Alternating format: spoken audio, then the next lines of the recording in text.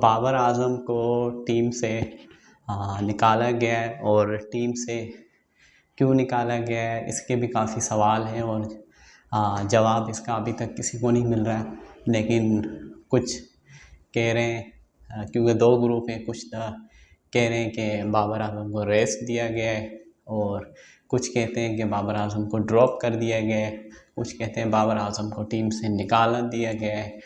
और क्योंकि अभी है कि करंटली भी आप देख लें, ठीक है, बाबर आज़म की फॉर्म नहीं है उस तरीके से। अगर बाबर आज़म को आपको रेस्ट देना था या खिलाना नहीं था तो आप टेस्ट सीरीज़ में उनका नाम ही नहीं रखते, आप उनको इंग्लैंड के ख़िलाफ़ आप उनको खिलाते ही नहीं, उनको आप टीम में ही शामिल नहीं करते। आप पहले ही कह देते कि हम उनको 3 मैच में रेस्ट दे रहे हैं, तो आप ये कर देते के लिए, क्योंकि वो 3 बड़े नाम हैं इसमें।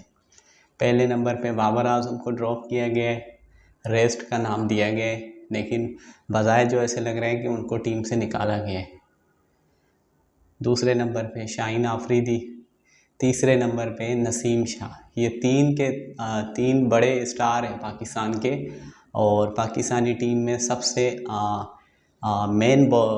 दो मेन बॉलर हैं पाकिस्तानी टीम के, नसीम शाह, शाहीन आफरीदी, बाबर आज़म। और ये कहानी कब से शुरू हुई और ये कैसे ये टीम में ये जो अब आपको नज़र आ रहा है कि बदले बदली वाला हिसाब किताब हो रहा है कि जिसका पावर आ रहा है वो कह रहा है कि मैं इससे अपना बदला लूँगा, वो उससे बदला लूँगा। ठीक है, बाबर आज़म से कोई जब वो कप्तान थे उनके पास पावर था तो उन्होंने 3-4 खिलाड़ी या कुछ अपना पावर उन्होंने यूज़ किया होगा।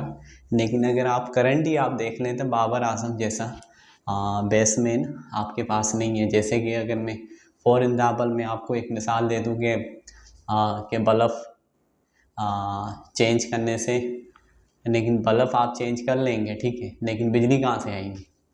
तो मेन चीज़ तो वो है ना कि अगर आप बाबर आज़म को टीम से निकाल देंगे, हटा देंगे, आपके पास बाबर आज़म जैसा बैट्समैन है नहीं, आपके पास बाबर आज़म जैसा बैट्समैन है ही नहीं। ये 15 दिन के अंदर चेयरमैन चेंज हो जाते हैं, 15 दिन के अंदर कप्तान चेंज हो जाते हैं। अभी तक आप यही डिसाइड नहीं कर पा रहे कि आपके वाइट बॉल की कप्तानी कौन करेगा बाबर आज़म के बाद। न T20 की कप्तानी के किसी कप्तान का पता है, ना ODI के कप्तान का पता है।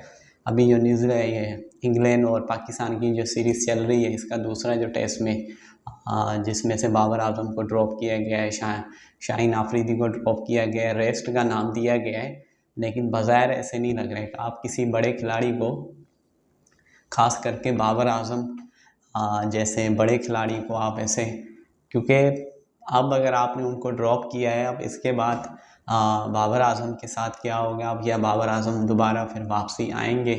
क्योंकि पाकिस्तान की क्रिकेट बोर्ड की हिस्ट्रियाँ भरी पड़ी हैं, यहाँ पे बड़े बड़े खिलाड़ियों के करियर ही यहाँ पे ख़त्म हो गए। ये सब कुछ कोई बात ढकी चुकी नहीं है, आपके सामने ही है। लेकिन विक्रांत गुप्ता ने भी इंडिया के जर्नलिस्ट हैं और बहुत बड़ी लेवल पे हैं और उनकी बातें, उनके तबसरे और उनका एक एक वर्ड बड़ी लेवल पे जाते हैं और उन्होंने काफ़ी अच्छी बातें की हैं। उन्होंने यही कहा है कि बाबर आज़म को रेस्ट नहीं दिया गया, बाबर आज़म को ड्रॉप किया गया है। बाबर आज़म की ठीक है परफॉर्मेंस अच्छी नहीं थी, लेकिन अगर आप फॉर एग्जाम्पल लें, अगर आप मिसाल देते हैं, हम हमारे पड़ोसी मुल्क की इंडियन की हम मिसाल देते हैं कि इंडिया के यहाँ इतनी टीम अच्छी क्यों है, उनके यहाँ सिस्टम क्रिकेट का इतना अच्छा है, क्योंकि वो सिस्टम के थ्रू खिलाड़ी अंदर आता है खेलने के लिए, सिस्टम के थ्रू आता है, मेरिट पे आता है। जैसे वहाँ आपने काफ़ी टाइम हो गया, वो कोई कप्तान ऐसा आपने नहीं सुना होगा कि किसी कप्तान को हटाया गया है या किसी बड़े खिलाड़ी की इंसल्ट की गई है या बड़े खिलाड़ी को बेइज्जत किया गया है, उनको टीम से निकाला गया है। क्योंकि देख, अप एंड डाउन परफॉर्मेंस दुनिया में कोई ऐसा खिलाड़ी नहीं है बड़ा जिसके साथ ये नहीं होता है, सबके साथ होता है।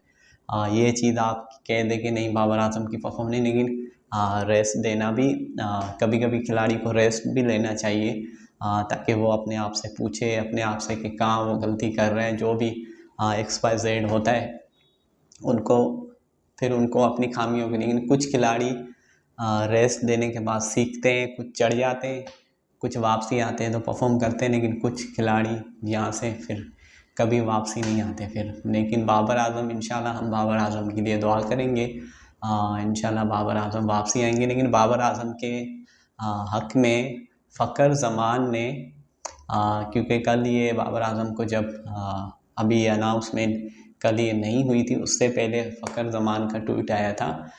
तो उन्होंने फ़खर ज़मान ने यही कहा था कि अगर विराट कोहली कुछ टाइम तक उनकी परफॉर्मेंस नहीं थी तो उनकी टीम ने तो उनको नहीं निकाला था, उनकी टीम ने तो उनको ड्रॉप नहीं किया था।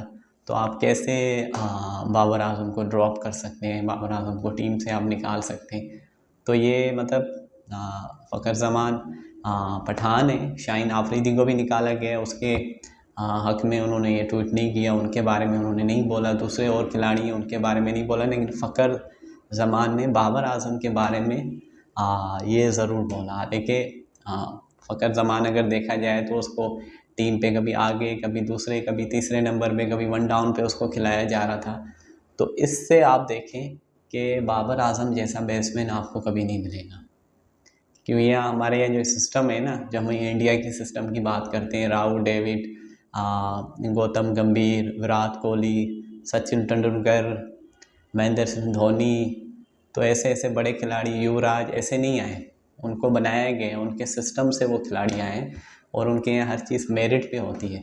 तो हमारे यहाँ सिस्टम ही नहीं होता। हमारे यहाँ सिस्टम के अंदर ऐसे लगता है कि बाबर आज़म सिस्टम से हार गए, ऐसे बज़ाहिर ऐसे लगता है कि सिस्टम से बाबर आज़म हार गए और सिस्टम के अंदर पूरे वो फंस गए हैं। लेकिन मैं यही कहूँगा कि बाबर आज़म को ड्रॉप नहीं करना चाहिए था। अगर आपको ड्रॉप करना था तो आप सीरीज़ में खिलाते ही नहीं उनको, आप सीरीज़ में नाम ही उनका नहीं रखते, तो फिर वो अलग से एक होता।